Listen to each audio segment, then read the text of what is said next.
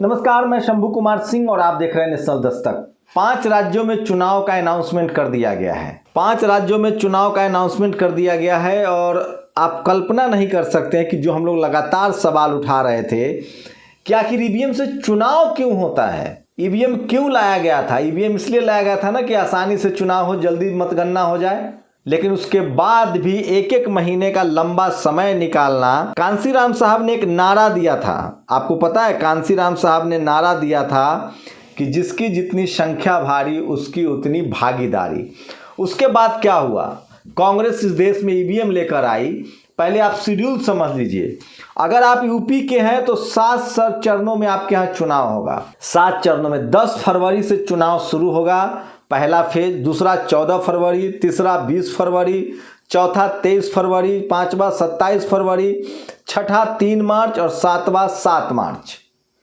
7 मतलब एक बार फिर से बता दे रहा हूँ, अगर आप यूपी के रहने वाले हैं तो पहला फेज 10 फरवरी, दूसरा फेज 14 फरवरी, तीसरा फेज 20 फरवरी, चौथा फेज 23 फरवरी, पांचवा फेज 27 फरवरी, छठा फेज 3 मार्च, सातवां फेज 10 मार्च।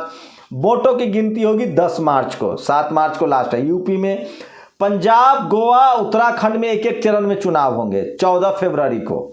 मणिपुर में 27 फरवरी और 3 मार्च को चुनाव होंगे।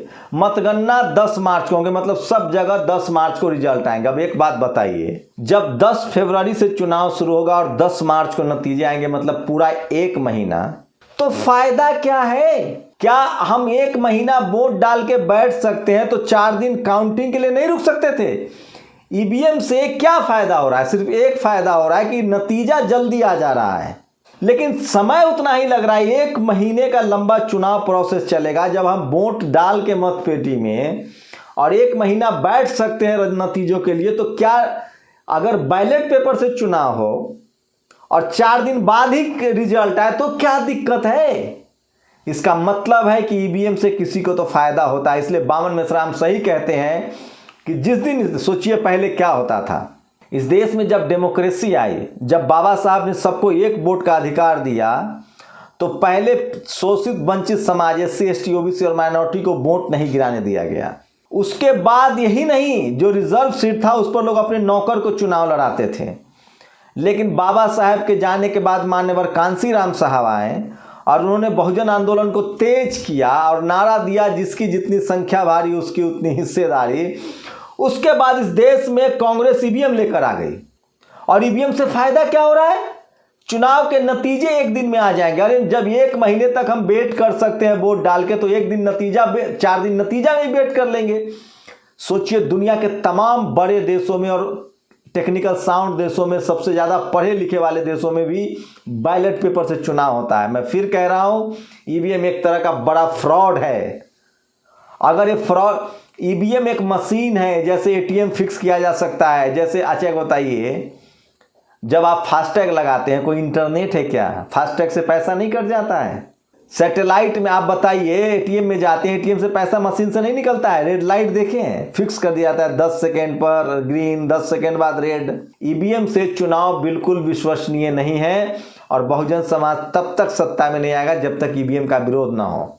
सुब्रमण्यम स्वामी जब बैक टू बैक कांग्रेस आ गई थी, तब सुब्रमण्यम स्वामी ने ईवीएम का विरोध किया था। आडवाणी ने किताब लिख दिया ईवीएम पर। उनके एक और मेंबर ऑफ पार्लियामेंट है राज्यसभा में, उन्होंने किताब लिखी। बामन मिश्रा इसीलिए कह रहे हैं कि जब तक ईवीएम से चुनाव होगा बहुजन सत्ता में नहीं आएंगे। ये कांग्रेस बीजेपी कांग्रेस बारी बारी से करती रहती है। खैर, मेरी कोशिश है आपको खबर दी जाए। तो 7 चरणों में यूपी का चुनाव होगा, 10 फरवरी से चुनाव होगा। और ये एकदम आपको ये अपडेट दे रहा था। 10 फरवरी पहला चरण, 14 फरवरी दूसरा चरण, 20 फरवरी तीसरा चरण, चौथा 23 फरवरी, पांचवा 27 फरवरी, छठा 3 मार्च, सातवां 7 मार्च। पंजाब, उत्तराखंड और गोवा में 1 चरण में चुनाव होंगे 14 फरवरी को। मणिपुर में 2 चरणों में चुनाव होगा, 27 फरवरी 3 मई। और मतगणना 10 मार्च को होगा। तो 10 मार्च को नतीजे आएंगे, आप देख लीजिए। सबसे लास्ट में सबसे पहला चुनाव जो होगा वो शुरू होगा वो यूपी में, और सबसे लास्ट जो होगा वो भी यूपी में 7 मार्च को। गिरीश मालवीय ने इसलिए लिखा है कि प्रधानमंत्री की चिट्ठी चली गई होगी चुनाव आयोग को रैली करने में कैसे आसानी होगी, इसलिए इस तरह के चुनाव के डेट रखे जाते हैं। आप लोग की क्या प्रतिक्रिया, अपनी प्रतिक्रिया जरूर दीजिए। क्या आपको ईवीएम पर भरोसा है? शुक्रिया। नेशनल दस्तक की आपसे गुजारिश है कि अगर इसको बचाना चाहते हैं तो नेशनल दस्तक को सब्सक्राइब करने के लिए रेड कलर के सब्सक्राइब बटन को दबाएं, फिर बेल आइकन की घंटी दबाएं। नेशनल दस्तक को बचाने के लिए बहुत जरूरी है कि हर खबर को शेयर करें, लाइक करें, कमेंट जरूर करें।